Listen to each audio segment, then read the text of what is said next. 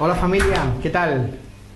Buenas tardes, buenos días, buenas noches, o buenas noches, no buenas sabemos, lo que sea. No sabemos a qué hora nos estáis nos viendo. Miréis a la hora que nos miréis, siempre será bueno. Y gracias por estar escuchando, viendo Vivir con Salud, vuestro programa de salud para todos, grandes, pequeños, hombres y mujeres.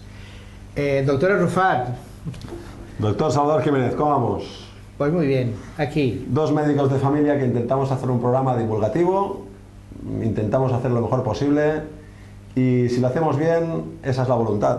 Y si no, nos sabe muy mal, es lo que podemos y lo que sabemos hacer. Lo que intentamos es explicar la medicina para que nos entendamos, todos, como si estuviéramos en la consulta del médico de familia, unos a un lado de la mesa y otros en el otro, y nada más, explicarlo lo mejor posible. Sí, no podéis preguntar, pero ya damos por hecho que nos estáis haciendo preguntas. Intentamos responder las preguntas que habitualmente nos hacen en la consulta. Exacto. Por eso estamos intentando explicar las cosas de una manera que, como si estuvieseis ahí vosotros y nos estuvieseis preguntando. Lo que seguimos es un orden, siempre. Y es lo que vamos a hacer ahora. Hablamos de una enfermedad, hablamos con un cierto orden de cuáles son las causas, cuáles son los síntomas, cómo se diagnostica, cómo se trata, cómo se puede prevenir. O sea que más o menos sí, este es el formato. Resumido rápido. ¿Hoy qué, doctor? Hoy pues podemos hacer la diabetes. ¿Qué te parece? Pues me parece muy bien. La diabetes. La diabetes. Un tema también que supongo que muchos de vosotros conoceréis. Tendréis algún familiar, algún conocido, vosotros mismos que tendréis la diabetes.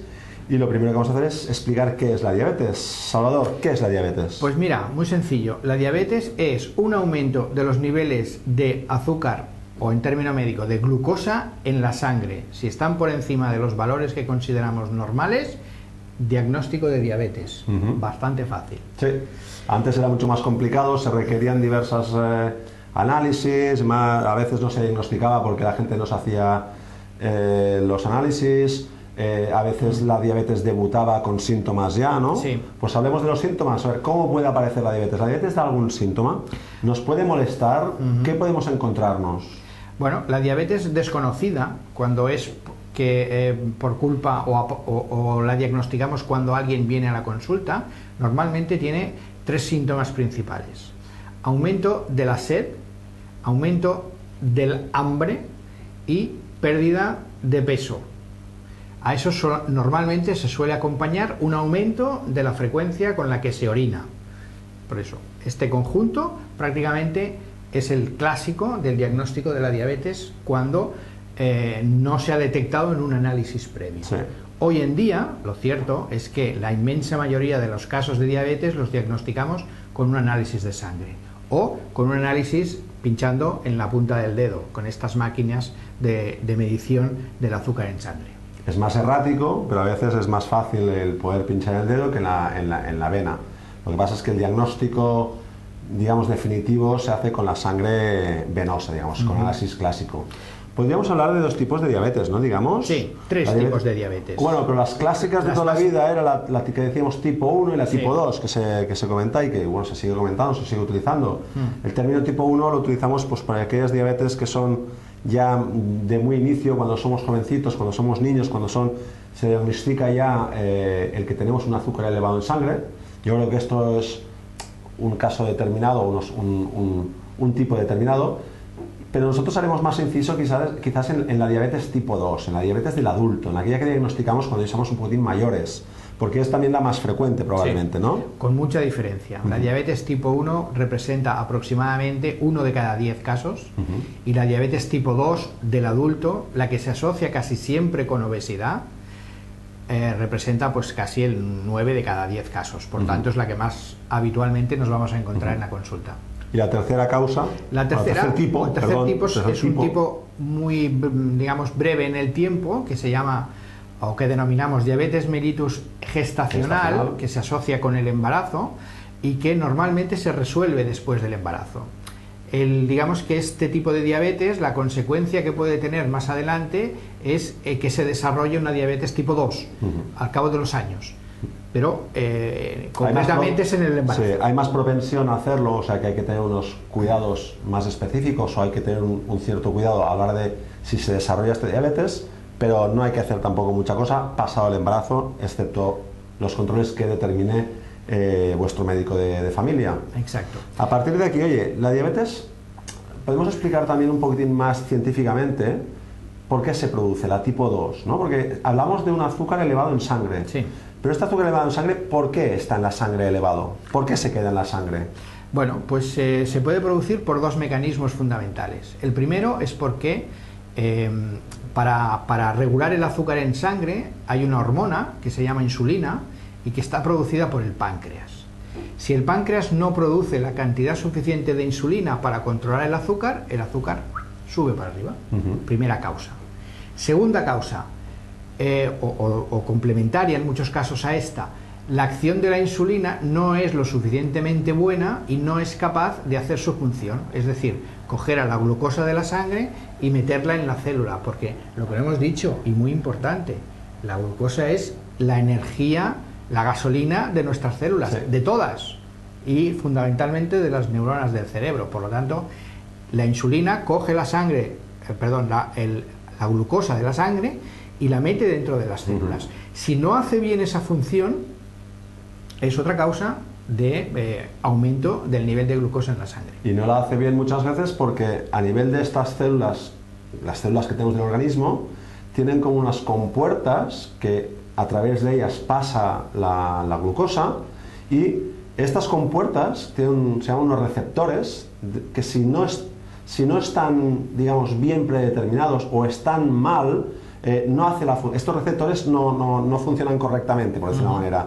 Y al no funcionar correctamente es como si tuviésemos una puerta bloqueada que no deja pasar.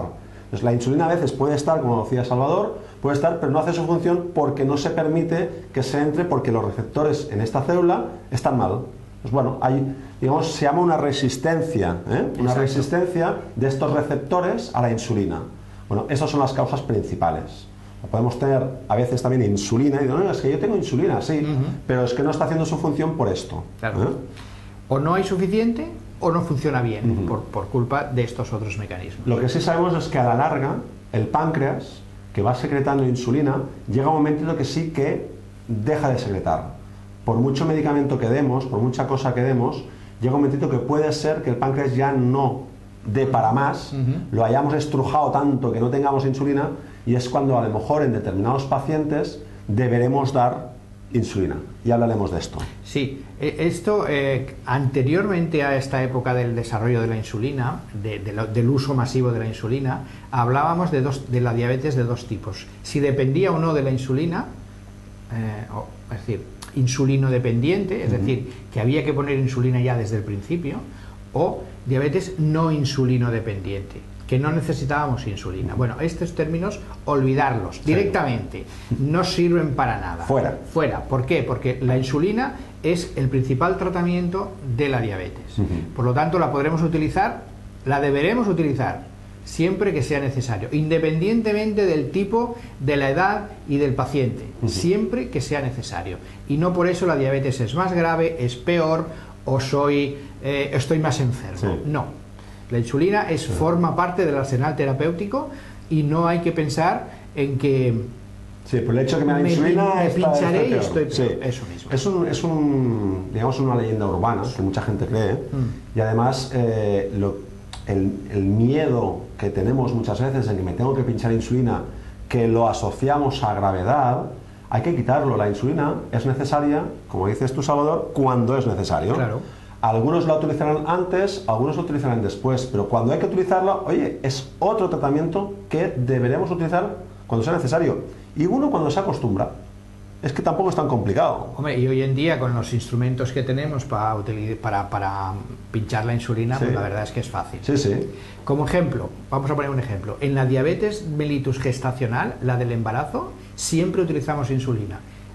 No es porque sea más grave, no es porque el paciente o la paciente tenga más edad, no, simplemente porque es el tratamiento idóneo, ideal y más útil para ese momento. En cuanto a eficacia y en cuanto a seguridad.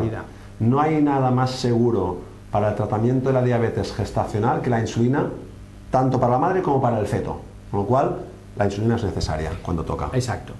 Hay que quitar, yo creo que es uno de los primeros mitos, ¿no?, que tenemos que tumbar, quitar el miedo a la insulina. No lo vamos a poner de primera instancia si no es necesario, pero cuando llegue a ser necesario la tenemos que utilizar.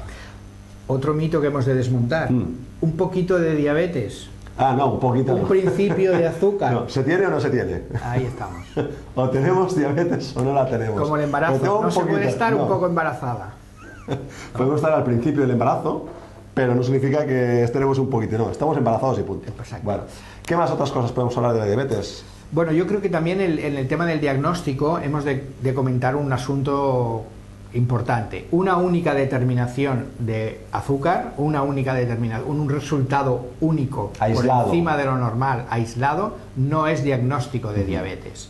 Hemos de repetir esa determinación o incluso alguna prueba especial como es la sobrecarga de glucosa oral, donde se bebe un líquido con una concentración concreta de glucosa y después hacer una serie de determinaciones con pinchazos en sangre. Por lo tanto, también que quede claro, hay que repetir los análisis para confirmar sí, porque la enfermedad. Hay factores que pueden hacer que el día anterior o por muchas causas el azúcar me haya subido un poco. Naturalmente no estamos hablando de si yo tengo un azúcar de 250 y lo he hecho en ayunas y lo he hecho bien, pero si tengo un azúcar que está muy en el límite, y aquí entramos un poquitín porque somos un poco críticos también quizás en los métodos de diagnóstico. Cada vez se utilizan valores más ajustados para diagnosticar la diabetes. Cada vez se utilizan una línea más fina para diagnosticar diabetes. Bueno, no creemos que no pueda ser beneficioso a largo plazo, pero hasta el momento creemos que quizás tenemos que ser más prudentes y repetir estas cifras, porque repetimos puede haber diferentes causas que pueden hacer que un día me salga la glicemia muy alta, la glucosa. Con lo cual, somos críticos nosotros en esto. Con los medicamentos. Con los medicamentos. Hay medicamentos que sabemos que nos van a subir el azúcar y a lo mejor son tratamientos cortos y después se vuelve a la normalidad y no hay problema. Por ejemplo, cuando a una persona le dan cortisona. Exacto. A mí me dan cortisona y esto yo sé que automáticamente me va a hacer subir el azúcar. Vamos, hay que esperar un poquitín a que se haya acabado el tratamiento, cuando es necesario también tomar cortisona y luego repetir, si es necesario, los valores de azúcar en sangre. ¿Qué otras cosas podemos comentar de la